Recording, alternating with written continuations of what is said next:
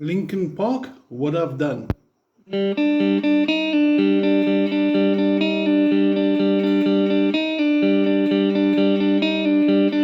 It's got a really nice piano intro which I've just played on guitar. Translates very, very well. The tab is on your PDF. It also features some very cool power chords which I'm going to demonstrate now. Just going to switch the overdrive on. Some cool power chord voicings.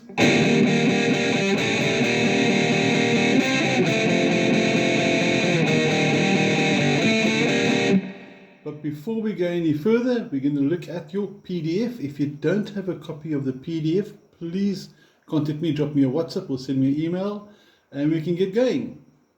We're going to begin with the introduction, which on your PDF says intro and it says play through 10 times in the top left hand corner. It's in blue. You can see the tab there and you're going to see 0, 3, 0, 3, 4, 3, 0, 3. Now let's just break that down super slow motion so you can see what's happening. We're starting with an open third string. You can hear and see it there. Then we're going to go to the 3 on the third fret of the second string with finger number 1. And then you repeat those notes. So your first 4 notes are simply 0, 3, 0, 3. Then you place the middle finger number 2. Fingers are nice and clear. And you pick the 4. And then I'm going to pull off. You can see I'm pointing at my second finger. And I'm pulling off like that. So it's going to be, should sound like that. It gives a nice legato feel. But if you want to pick the 4 and the 3, I'm okay with that too. I just like the effect of the pull off. And then you finish off the last 2 bars, or the last 2 notes rather, with 0, 3. So the entire bar in slow motion, if you're watching left and right hand together, is going to look something like this.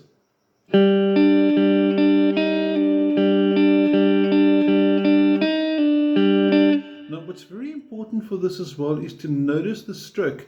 In other words, which direction I'm picking in. I'm starting with a downstroke, upstroke, downstroke, upstroke, downstroke, pull off, and then back to downstroke, upstroke. This sort of develops a natural down-up movement with my picking hand, which you can see is busy doing there, down, up, the whole way through. And if you want to play it through with me at the correct speed, let's give it a go. 1, 2, 3, 4, and...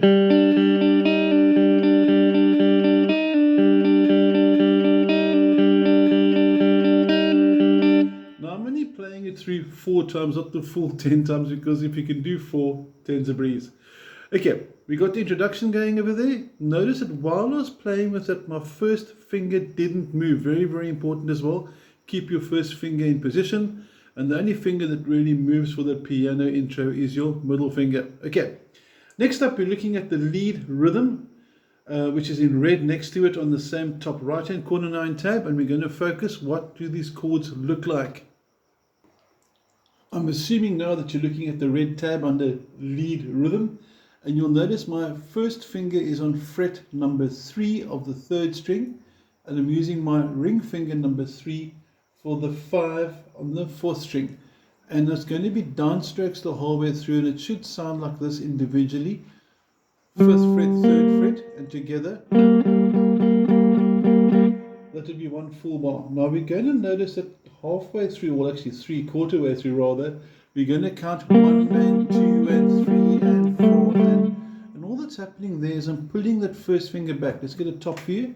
1 and 2 and 3 and 4 and... Okay, so you're moving the finger back. Now if you find the stretch is a bit much, you may replace your ring finger number 3 with your pinky. That might help you get to that second fret easier. So this is an alternative one.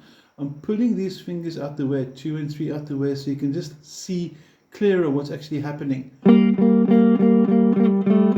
Simple as that. Now I've put them in groups even though there's not meant to be a rest or a pause. The second batch of 8 notes, or 4 beats, because you're counting 1 and 2 and 3 and 4 and, for example, you'll notice at the end of that's a double 5, and there's several ways to play it. You can go from here, 1 and 2 and 3 and I'm placing my pinky flat to get a double 5, or you can jump forward with the ring finger if it's easier for you. So as that.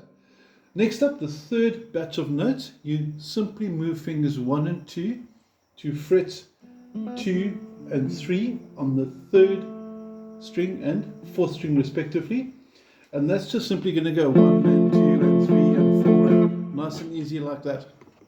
And for the last group of 4 notes, or 8 strums, 4 beats rather, we're going to go to 1 and 0. I've zoomed in a bit closer so you can just see the first finger by itself on the first fret of the fourth string, and you're playing the third string open. 1 and 2 and 3 and you move up to, for the 4 and 1 and 2 fingers, 1 and 2 in frets 2 and 3. So I'm going to zoom out, get a different angle. Different angles are cool, you get a different perspective, and we're going to see how to play the whole thing through super slow motion from a different angle. We're starting with fingers 1 and 4. Like I said, you can use 1 and 3, fret 3 and 5 at the beginning, the first batch, first group, and we can count like this. I'm going to use the pinky, 1 and 2 and 3 and 4 and 1 and 2 and 3 and 4 and 1 and 2 and 3 and 4 and 1 and 2 and 3 and 4 and we're meant to actually use distortion or overdrive with it. So I'm going to put the overdrive pedal on, and this is going to get really noisy. It's a very sort of in your face aggressive sort of intro, so you want to get as much distortion as you can. And I've included this time the angle to include my strumming. It's going to have a hint of palm damping, and you can see everything is downstrokes. So we're going to go through slow motion, 1, 2, 3, 4 and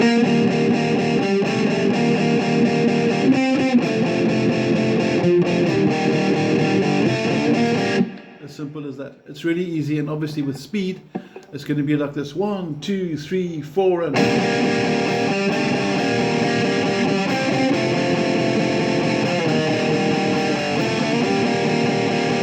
it simply repeats itself. That's your introduction. Now when he starts singing, in other words, when we get to verse 1, at the first verse everything goes really quiet. So there's a lot of keyboards, the guitar is very distant, in fact you can hardly hear the guitar. So we're going to look at some very cool open chords, basically G minor. We call it open because it's not fully barred, but you can use a barred chord if you want to. I'm going to take you through the G minor. Now I'm placing finger 1 across the bottom 3 or 4 strings in the 3rd fret, and my ring finger is going to string 4, fret 5, and we're strumming the bottom 4. And that's when they sing in this farewell. There's no blood. That's B flat. I'm going to show you 2 ways to play B flat. The first is to have finger 1, fret 1, string 1, and then fingers 2, 3 and 4 to go in the 3rd fret from string 4, 3 and 2. So it's a bit of a squeeze. This is not my personal favorite because I've got fat little fingers. That's the conventional B flat. But I like placing my first finger on the 5th string 1st fret and my pinky flat across strings 4, 3 and 2 in the 3rd fret. So that's my preference for B flat. I'm happy with either. After that, F, I'm sure you know F. First finger flat across 2 strings, middle finger goes to the 3rd string, ring finger to the 4th string, strum the 4 strings together, and you finish off with C minor, which is going to be finger 1, string 1, fret 3, middle finger goes to string 2, fret 4, and then fingers 3 and 4 go respectively into the 5th fret, string 4, string 3, and there's your C minor. For those that want bar chords, G minor across all 6 strings, fingers 3 and 4 here. When you go to B flat, you stall bar all 6, and you're using fingers 2, 3 and 4 like that. F, don't have to move the hand, you're familiar with this.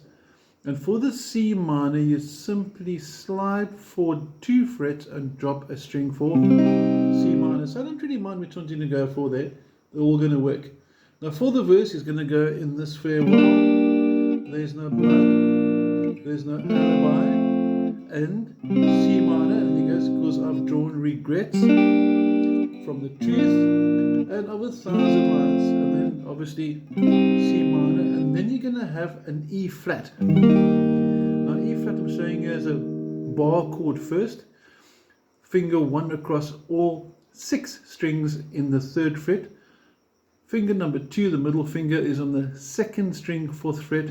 Ring finger goes to string 4, 5th fret. And pinky goes to string number 5, 6th fret. Now this is not an easy E flat, but that's what you're going to need. Or you can place your fingers like that, so it's across 3 strings. And you still have to place finger 2 onto the 2nd string. And then you can put your ring finger onto string 4, fret 5, and you only strum the bottom 4. Quite an acceptable E flat.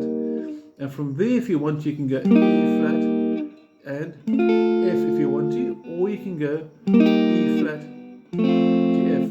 The reason why I like this new F is because it sort of raises pitch. E flat, E, F. So we're learning moving chords. So I like that E flat.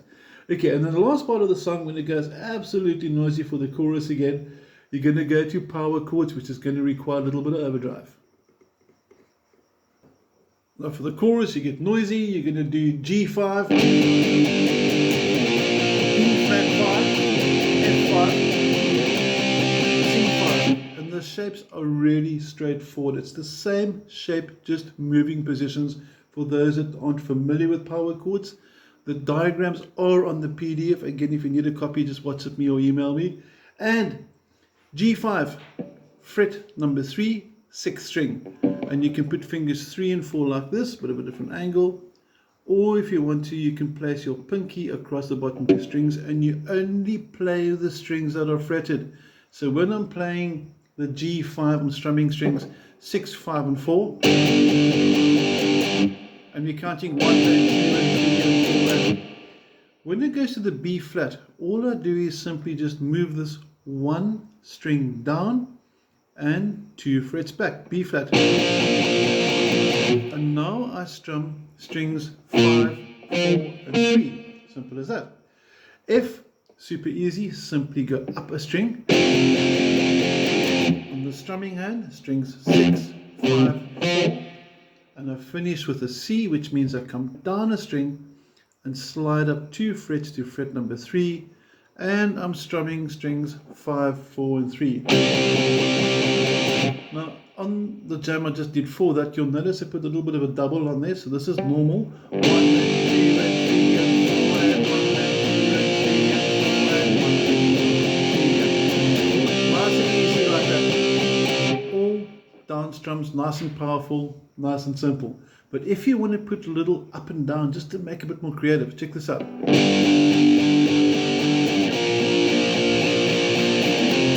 don't know if you can hear that, but slow motion. See that little quick at the end there? That works really well before you change from one chord to the other. So you can do this.